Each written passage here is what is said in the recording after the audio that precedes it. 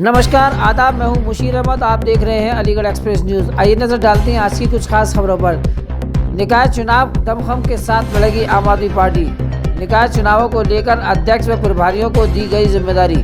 अलीगढ़ में आम आदमी पार्टी के द्वारा निकाय चुनाव को लेकर तैयारी पूरी कर ली गई है। निकाय चुनाव में जीत का परचम लहराने के लिए आम आदमी पार्टी के द्वारा एक प्रेस वार्ता की गई, जिसमें आम आदमी पार्टी के पदाधिकारियों की नियुक्ति भी की गई।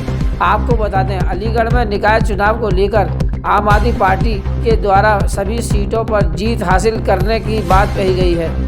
दरअसल पूरा मामला जिला अलीगढ़ के शहर का है, जहां आम आदमी पार्टी के द्वारा निकाय चुनावों को लेकर तैयारी पूरी करते हुए जीत का दावा किया जा रहा है। अलीगढ़ से मोहम्मद मुशीर अहमद की रिपोर्ट। जो 15 नगर पंचायत 2 नगर पालिकाएं हैं, महानगर के अंदर 90 वार्ड है। तो 90 वार्डों के हमने अध्यक्ष बनाए हैं, पंचायत और पालिका के अंदर हमने प्रभारी बनाए हैं। तो इस तरह से हम लोग कमर कस ली हम लोगों ने निकाय चुनावों को लेकर के। उसी सिलसिले में आज की प्रेस कॉन्फ्रेंस की गई है।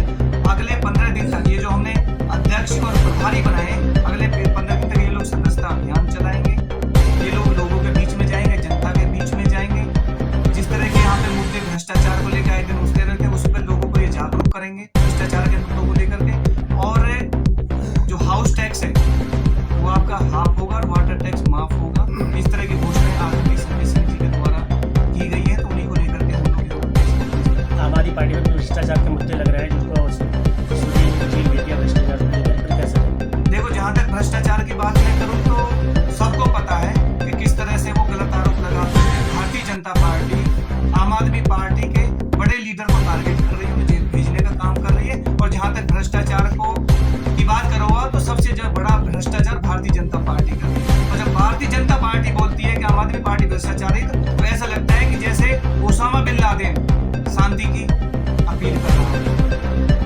तो क्या जिस तरीके से आम आदमी पार्टी जब से बढ़ती है, उत्तर प्रदेश में कामयाब क्यों नहीं हुई? देखिए, बड़ा राज्य है,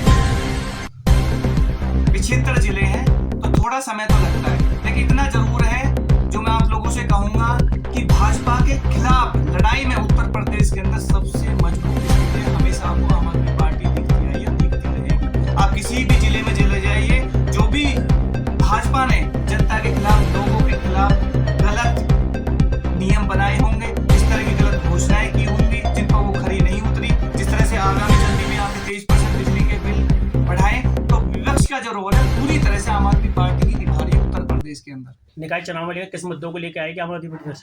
आम आदमी पार्टी का जो मुख्य मुद्दा है, एक तो हाउस टैक्स हाफ रहेगा, वाटर टैक्स माफ रहेगा, सफाई पर विशेष ध्यान दिया जाएगा। और जो भ्रष्टाचार फैला हुआ है अलीगढ़ के अंदर, इस भ्रष्टाचार के ऊपर चोट करने का काम करेगा। कल अलीगढ़ में रोरावर इलाके में कब्रिस्तान की बाउंड्री को लेकर विवाद हुआ है, क्या कहना चाहते हैं इसके बारे में?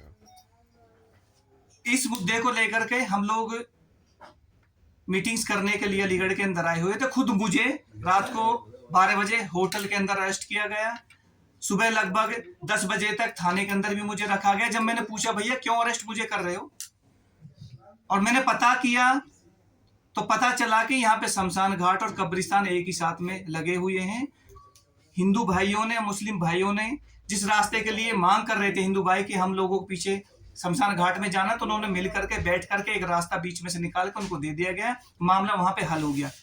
लेकिन सोचने विचारने वाली बात यही है, जैसे ही भारतीय जनता पार्टी के गुंडों को पता चलता है कि इस तरह का कोई मैटर है, और ये लोग प्यार से उसको हल करने की कोशिश कर रहे हैं, क्योंकि हिंदू मुस्लिम का जो मुद्दा है वो ऑक्सीजन के लिए काम करता है। एक तरह से ऑक्सीजन है भारतीय जनता पार्टी की।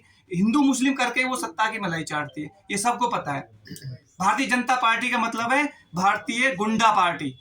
भारतीय जनता पार्टी के गुंडे वहां पे जाते हैं, वहां पे उपद्रव करते हैं, गाली गुप्तार करते हैं, वहां पे बदमाशी करते हैं, लेकिन उनके ऊपर कोई कार्रवाई नहीं होती, क्योंकि ये लोग सरकार में बैठे पूरी ताकत के साथ। बीजेपी कार्यकर्ता द्वारा थाने पर बैठकर हनुमान चालीसा पढ़ी गई और आईपीएस अधिकारी से कहा गया कि तेरी बुद्धि खराब हो गई है।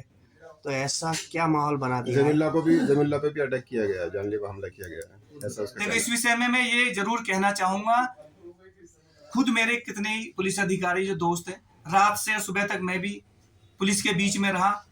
एक एक पुलिस वाले का यही कहना है कि हमारे सामने जो सबसे बड़ी समस्या वो भारतीय जनता पार्टी है। हम लोग कहीं ना कहीं इस वर्दी में हैं, तो हमें अधिकारियों का आदेश मानना पड़ा, हर अधिकारियों को नेताओं का आदेश मानना पड़ता। लेकिन मजबूरी हमें पता है, सच्चाई है कि यदि उपद्रव कर रही उत्तर प्रदेश के अंदर तो उसका नाम है भारतीय जनता पार्टी। ये जैसा चाह रहे हैं वैसे उत्तर प्रदेश को चलाने की कोशिश कर रहे हैं। लोकतंत्र है नहीं यहाँ पर उत्तर प्रदेश लेकिन में। उत्तर प्रदेश के अंदर जिस तरीके से आपकी जो फ्री पॉलिसी है वो कामयाब क्यों नहीं हो पा रही है, या आपके कार्यकर्ता आपके जो आपके पॉलिसी है पहुंचा नहीं पा रहे हैं, या जनता का जो फ्री वाली पॉलिसी ले नहीं पा रही? देखो, जहां तक फ्री पॉलिसी की बात है तो यहाँ पे जहां पे उत्तर प्रदेश में आप लोग खड़े हो, यहाँ पे जातिवाद और धर्मवाद की चीजें ज्यादा चल रही है। और ये जो जहर घोलने का काम किया पुरानी पार्टियों ने किया है, तो उस जाल से, उस मक्कर जाल से निकलने में थोड़ा समय तो लगेगा। लोग जागरूक हो रहे हैं, उनको पता है कि देश हित में क्या, राज्य के हित में क्या चीजें हैं। पुलिस विभाग जो नौकरी पाता है, जब शपथ लेता है, संविधान की शपथ लेता है, आपने कहा कि सरकार पुलिस को काम नहीं करने दे रही, तो पुलिस सरकार क्या पुलिस की नौकरी लगाती है कि संविधान के ऊपर पुलिस नौकरी करती है? नहीं, आपके सवाल का मैं सीधा सा जवाब देना चाहूंगा। ये जितने भी नेता हैं भारतीय जनता पार्टी के, जो दुनिया भर के लाखों करोड़ों रुपए के घोटाले करते हैं, क्या ये शपथ नहीं लेते हैं? ये भी तो ईमानदारी से शपथ लेते हैं कि मैं अपने राष्ट्र के प्रति ईमानदार रहूं, ईमानदारी से काम करूं। ये क्यों नहीं अपनी कसम पे खरे उतरते? तो भ्रष्टाचार तो वहीं से शुरू हो रहा ना। इनके सामने तो मजबूरी होती है। खुद मैं सेना में रहा हूँ 20 साल, तो मुझे पता है क्या होता है बेल्ट सर्विस के अंदर। तो ये लोग तो मजबूर है, आदेश दिया जाएगा, आदेश नहीं माना तो अपने घर बैठी जाकर सस्पेंड होना पड़ेगा उनको। मजबूरी, रोजी रोटी, बच्चे पालने, उनको मानना पड़ेगा। कल के फिर विवाद कैसे के- अलीगढ़ जिला चला पाएगी पुलिस?